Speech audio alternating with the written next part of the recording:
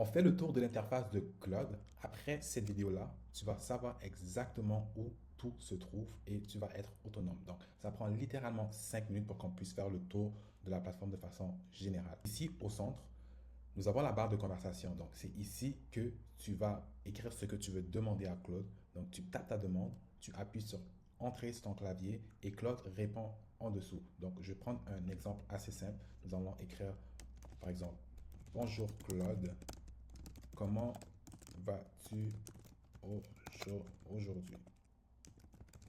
Allons voir Claude est en train de réfléchir et il est en train de répondre.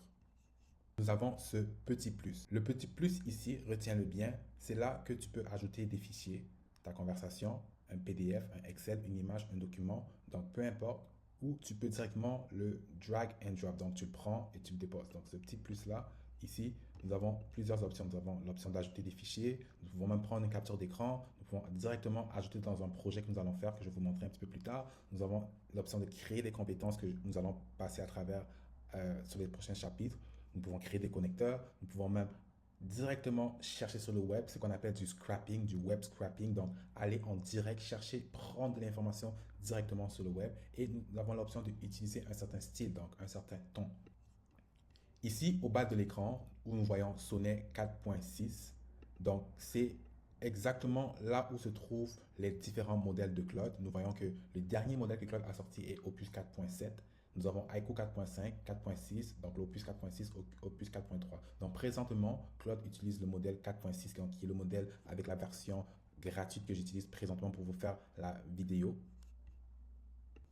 Donc, Sonnet, c'est le modèle par défaut, c'est rapide et c'est bon pour 90% de ce que tu vas faire. Il y a aussi Opus, comme je vous ai montré un petit peu plus tôt. Donc, nous avons Opus et Haiku qui sont ultra rapides, mais un petit peu moins précis. Donc, mon conseil, c'est de rester sur Sonnet. Donc, pour commencer, si tu prends la version de 24 dollars canadiens, celle que je recommande le plus surtout. Donc, avec ça, tu as vraiment une longueur d'avance sur ceux qui utilisent la version gratuite. Le petit icône à ce côté, c'est le mode vocal. Donc, tu peux parler directement à Claude. Donc, au lieu d'écrire, tu peux directement faire un message vocal comme si tu envoyais une voice note. Donc, ça revient à la même chose que de taper sur le clavier ou de faire un message vocal.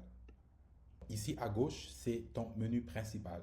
On commence par le haut. Ici, nous avons par exemple nouvelle conversation. Donc, à chaque fois que tu veux parler d'un nouveau sujet, tu cliques ici.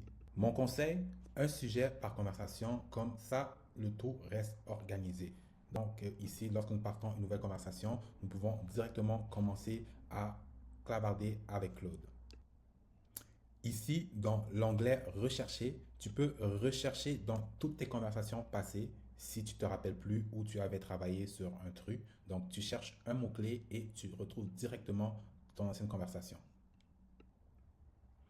Donc, dans la section projet, ici, c'est très puissant. Donc, à ce niveau, tu peux créer des projets avec des instructions permanentes. Par exemple, un projet en marketing où Claude sait déjà c'est quoi ton business, il connaît ton ton, tes clients. Donc, à chaque conversation dans ce projet-là, Claude a déjà tout le contexte et on va voir ça dans une leçon dédiée spécifiquement à cette section dans cet onglet de artefacts, donc quand Claude crée un document, un tableau du code ou un fichier pour toi, donc c'est ça qu'on appelle un artefact. Donc ici, tu vas trouver tous les différents artefacts, donc tous les différents fichiers que Claude aura créés pour toi. Donc tu pourras les réutiliser quand tu voudras, les télécharger à tout moment. Donc, à ce niveau, nous avons Code. C'est Claude Code qui est un outil pour les développeurs. Donc, si tu fais du développement, c'est un outil très intéressant à utiliser et aussi très puissant. Donc, pour le moment, nous allons sauter ça pour le moment, revenir dans d'autres chapitres.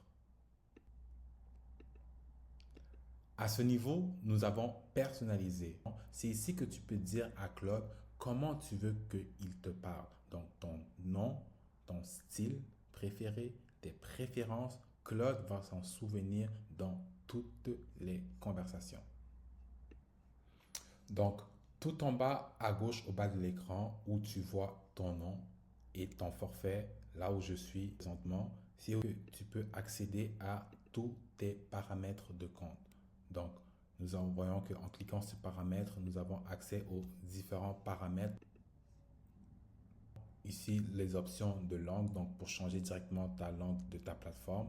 et obtenir de l'aide. Nous avons ici mettre à niveau. Donc, si tu veux quitter du plan gratuit au plan pro, donc c'est ici que tu fais, et sinon au plan de 140 dollars qui est le plan encore max, le meilleur plan. Donc, avec ce plan-là, tu es vraiment pas limité sur Claude. Ça, c'est un plan que je considère fortement et je recommande fortement si vous pouvez vous le procurer. Sinon, je vous recommande le plan pro à 24 dollars qui est un plan de base. Vous n'avez pas le choix de l'avoir, vous n'avez pas le choix de l'utiliser et je vous assure que vous serez fier de Claude.